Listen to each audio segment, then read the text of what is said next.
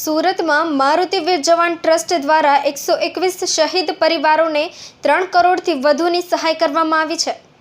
સંરક્ષણ મંત્રી રાજનાથ સિંહના હસ્તે આજે શહીદ પરિવારોને 2.5 લાખનો ચેક વિતરણ કરાયો। સુરતમાં મારુતિ વીર જવાન ટ્રસ્ટની સ્થાપના થઈ છે ત્યારથી દેશની રક્ષા કરતા શહીદ જવાનોના પરિવારોને દર વર્ષે આર્થિક મદદ કરવામાં આવી રહી છે।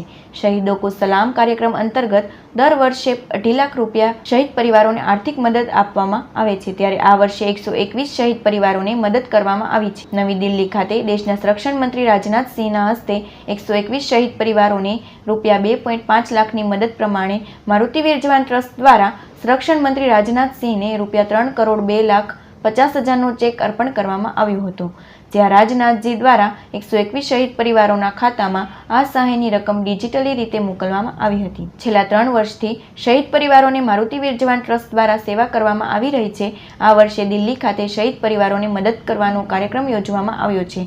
આજે સંરક્ષણ મંત્રી રાજનાથ સિંહના હસ્તે શહીદ જવાનોના પરિવારોને આર્થિક મદદ પહોંચાડવાનો કાર્યક્રમ રાખવામાં આવ્યો હતો, જે અંતર્ગત સુરતના મારુતિ વીર જવાન ટ્રસ્ટના હોદ્દેદારો દિલ્હી ખાતે પહોંચ્યા હતા અને દિલ્હી ખાતે દેશના સંરક્ષણ મંત્રી રાજનાથ સિંહ હસ્તે 121 જેટલા શહીદ જવાનના પરિવારોને 2.5 લાખ રૂપિયા આપવામાં આવ્યા હતા।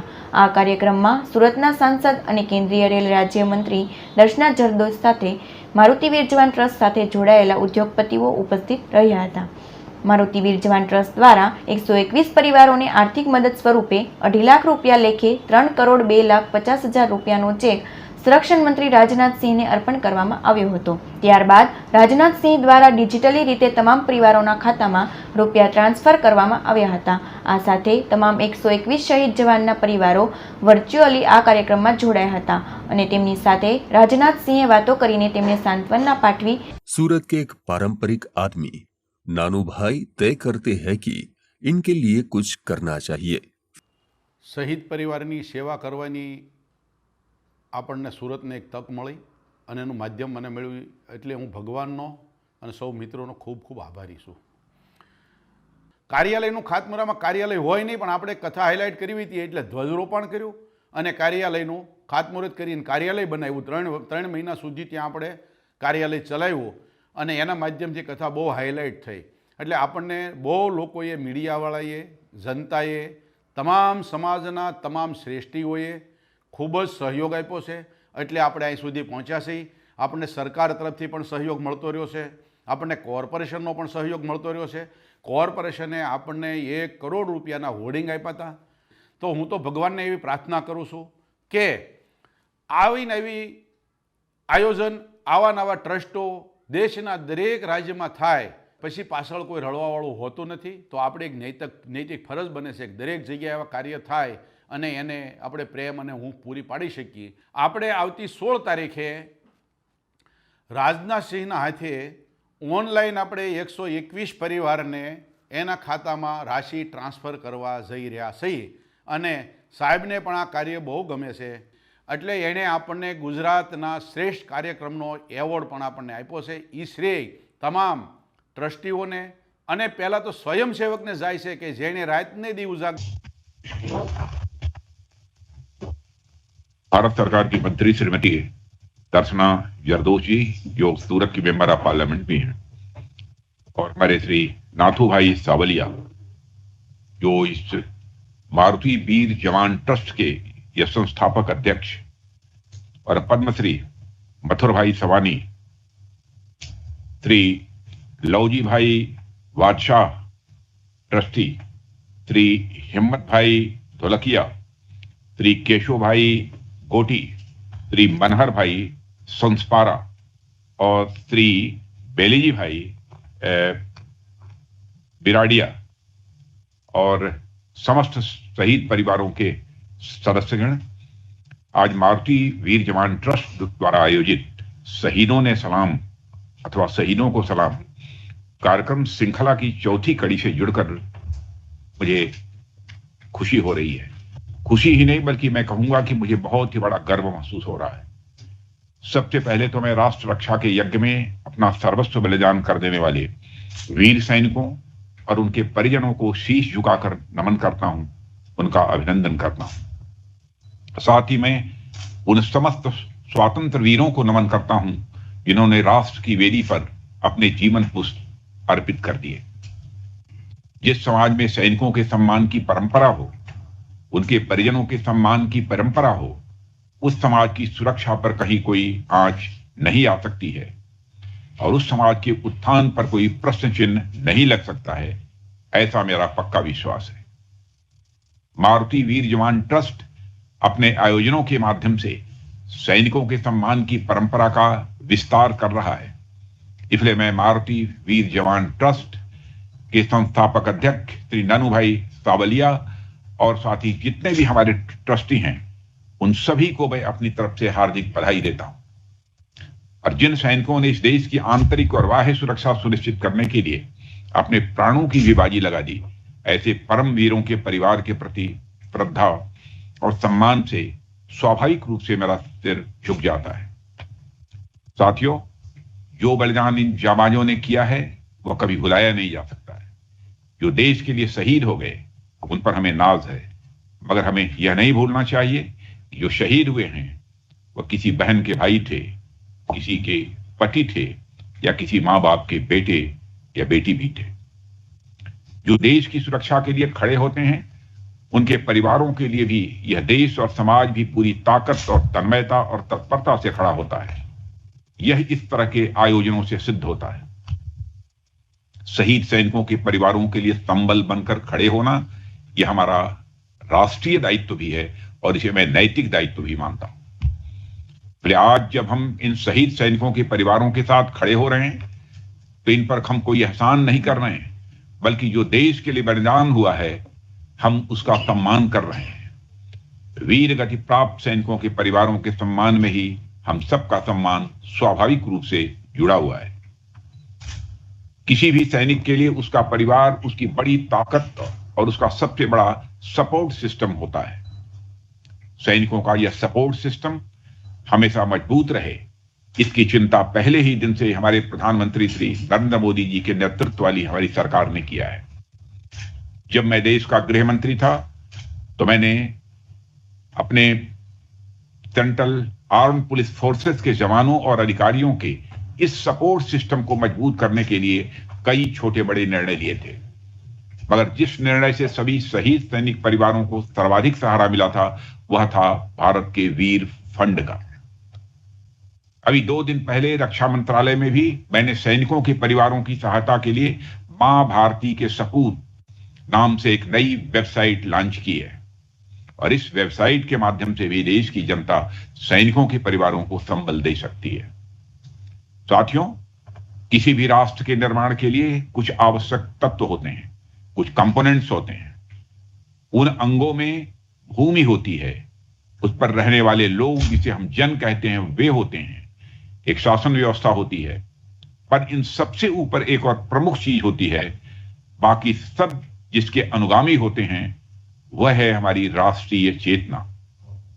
भूमि, जन और शासन व्यवस्था की सुरक्षा के लिए स्टेट है, उन्हें आगे बढ़ाने के लिए स्टेट है, राष्ट्र को चैतन्य रखने के लिए, राष्ट्र को जागृत रखने के लिए समाज के सुधीजनों की ही आवश्यकता होती है। वयम राष्ट्रे जागृयाम पुरोहिता, यानी हम सभी राष्ट्र के प्रबुद्ध जन राष्ट्र को सदैव जागृत रखने का कार्य करें, यही हमारा उद्देश्य होना चाहिए। आज जब मारुति वीर जवान ट्रस्ट हमारे सेनानियों की वीरता, उनके शौर्य और साहस को सम्मानित कर रहे हैं, तो मैं समझता हूं यह केवल उन वीरों का सम्मान मात्र नहीं है, बल्कि समाज और राष्ट्र को जागृत रखने की एक महत्वपूर्ण यह कड़ी है। साथियों, आचार्य विनोबा भावे कहते थे कि राष्ट्र को खड़ा रखने के लिए किसी न किसी नित्य यज्ञ की आवश्यकता होती है। यह यज्ञ क्या है? यज्ञ यही आयोजन है जिसके प्रताप से हमारे समाज की चेतना विद्यमान रहे। यह आयोजन हमें स्मरण कराता है कि राष्ट्र के लिए जिन सेनानियों ने अपना सर्वस्व बलिदान कर दिया, उनके योगदान को हमेशा अपने सामने रखना है, उनके प्रति सदैव एक कृतज्ञता का भाव रखना है। हम अपने जीवन में कुछ भी करने जा रहे हों तो हम यह सोचें कि हम जो कर रहे हैं क्या वह कार्य हमारे राष्ट्र निर्माताओं के सपनों, उनकी आशाओं के अनुकूल है या नहीं। अगर उनकी आशाओं के अनुकूल यह कार्य है तो हम उस कार्य का वर्ण करें, अन्यथा उसे त्याग दें। साथियों, कई बार मेरे मन में यह भी आता है कि ऐसा क्या था हमारे सेनानियों में, ऐसी कौन सी भावना थी उनके मन में जिनके चलते वे राष्ट्र के लिए अपना सर्वस्व न्यौछावर करने से पीछे नहीं हटे। राष्ट्र की रक्षा के लिए अपना घर, परिवार, धन, दौलत, यहां तक कि अपने प्राणों का उत्सर्ग कर दिया। ऐसा क्या था उनमें जिसने उन्हें यह सब करने के लिए प्रेरित किया? अंत में मैं इस निष्कर्ष पर पहुंचता हूं, यह केवल और केवल राष्ट्रीय स्वाभिमान की प्रबल भावना थी जिसने उन्हें इस पथ पर आगे बढ़ने के लिए प्रेरित किया। यही वह भावना थी जिसके चलते चंद्रशेखर आजाद ने इलाहाबाद के कंपनी गार्डन में अपनी रिवाल्वर की गोलियों से अंग्रेजों को भूनते भूनते जब रिवाल्वर में अंतिम गोली बची तो उन्हें इस बात की चिंता सताने लगी कि कहीं विरोधियों की, अंग्रेजों की रिवाल्वर की गोली मेरे सीने में प्रवेश करके हमारे जिस्म को नापाक न कर दे। इसलिए उन्होंने अपने ही रिवाल्वर की अपनी अंतिम गोली अपने सीने में दाग लेने का काम किया था। तब जाकर यह भारत आजाद हुआ था। यही वह भावना थी जिसके चलते सरदार भगत सिंह, खुदीराम बोस और अशफाकुल्लाह खान ने फांसी के फंदे को हार की तरह गले में सजा लिया था। हमारे सेनानियों ने राष्ट्र हित में मरना सीखा, पर हमें राष्ट्र हित में जीना सीखना है। साथ ही हमारे अंदर और हमारी आगे आने वाली पीढ़ी में राष्ट्रीय स्वाभिमान की भावना जागृत हो, इसका हमें पूरा ध्यान रखना है। साथियों, यह राष्ट्रीय स्वाभिमान की भावना ही है जो हमें किसी क्षेत्रीय भावना, किसी जातीय भावना या किसी पंथ, मजहब से ऊपर उठकर अपने राष्ट्र के लिए जीना सिखाती है। किसी राष्ट्र की प्रगति तभी संभव है जब वहां के सभी नागरिक राष्ट्र के बारे में समग्रता से सोचें। हमारे सेनानियों ने कभी अपने लिए प्राणों का उत्सर्ग नहीं किया है। अपने परिवार या गांव, कस्बे या जिले के लिए अपनी आहुति नहीं दी है। अपने प्रदेश के लिए भी कुर्बानी नहीं दी है। उन्होंने बलिदान दिया है तो समस्त राष्ट्र के लिए बलिदान दिया है। उन्होंने बलिदान दिया है तो सभी देशवासियों के लिए बलिदान दिया है। यह राष्ट्रीय स्वाभिमान ही है कि हमारे सैनिक चाहे गुजरात से हों या पंजाब से, आंध्रा से या तमिलनाडु से, पर अपनी ड्यूटी के समय उन्हें बस एक चीज दिखाई देती है और वह है हमारे पूरे देश का स्वाभिमान। कोई फर्क नहीं पड़ता कि एक सैनिक किस बैकग्राउंड से है तो दूसरा किसी और बैकग्राउंड से। कोई फर्क नहीं पड़ता कि हमारी भाषा क्या है। फर्क बस इससे पड़ता है कि हम राष्ट्र के प्रति भाव क्या रखते हैं। कोई फर्क नहीं पड़ता कि हमारा पंथ क्या है। फर्क बस इस बात से पड़ता है कि राष्ट्र के प्रति हमारा धर्म क्या है। इसी तरह कोई फर्क नहीं पड़ता कि हमारा रंग क्या है। फर्क बस इस बात का पड़ता है कि हमारा तिरंगा शान से लहराता रहे। ऐसे में संपूर्ण राष्ट्र का कर्तव्य बनता है कि वह उन हुतात्माओं के आदर्शों और संकल्पों के लौ को अपने अंदर जीवित रखें और उसके अनुरूप ही राष्ट्र के नवनिर्माण की दिशा में अग्रसर। हम सभी देशवासियों का कर्तव्य बनता है कि हम मन, वचन और कर्म से हमारी राष्ट्र की एकता, अखंडता और संप्रभुता को बरकरार रखें। राष्ट्र को सशक्त और समृद्ध बनाने में अपना हर संभव योगदान दें।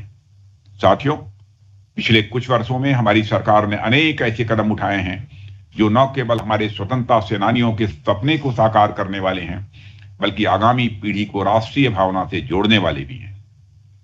हमने हमारे देश की सीमाओं की सुरक्षा को हर तरफ से चाक चौबंद रखने के लिए पूरे उपाय किए हैं, जिनका परिणाम हमें देखने को मिल रहा है। चप्पे चप्पे पर ऐसी निगरानी रखी जा रही है कि परिंदे को भी पर मारने से पहले 100 बार सोचना पड़े। वैसे हम भारत का चरित्र देखें तो यह दुनिया का इकलौता देश है भारत, जिसने सारे विश्व को शांति का संदेश दिया है। स्वदेशो भुवनत्रयम्, ये हमारी बड़ी पुरानी परंपरा रही है। यानी केवल धरती ही नहीं, तीनों लोग हमारे अपने हैं, हमारे परिवार हैं। यह भारत का चरित्र रहा है। हमारा चरित्र रहा है कि हमने किसी भी देश के स्वाभिमान को चोट पहुंचाने की कभी कोशिश नहीं की है।